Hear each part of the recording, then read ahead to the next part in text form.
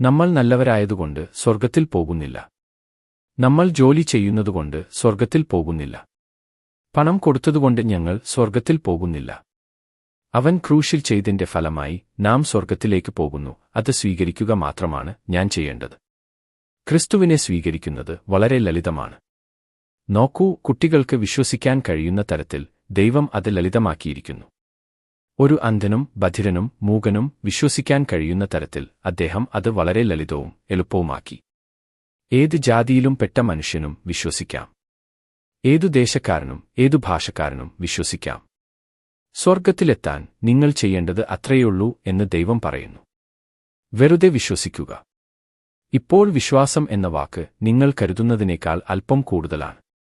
അതിനർത്ഥം പ്രതിബദ്ധത എന്നാണ്. അതിന്റെ അർത്ഥം കീഴടങ്ങൽ എന്നാണ്. അതിനർത്ഥം എന്റെ പക്കലുള്ളതെല്ലാം ഞാൻ യേശുക്രിസ്തുവിന് നൽകുകയും എന്റെ പാപമോചനത്തിനും രക്ഷയ്ക്കും വേണ്ടി അവനിൽ മാത്രം വിശ്വസിക്കുകയും ചെയ്യുന്നു എന്നാണ്. നിങ്ങൾ അവനെ സ്വീകരിക്കുന്ന നിമിഷം നിങ്ങളുടെ പേര് ജീവന്റെ പുസ്തകത്തിൽ എഴുതപ്പെട്ടിരിക്കുന്നു എന്നാണ്. ജീവിതത്തിന്റെ പുസ്തകത്തിൽ നിങ്ങളുടെ പേരുണ്ടോ? നിങ്ങൾ സ്വർഗ്ഗത്തിൽ പോകുമെന്ന് ഉറപ്പാണോ? ദൈവത്തെ കാണാൻ നിങ്ങൾ തയ്യാറാണോ?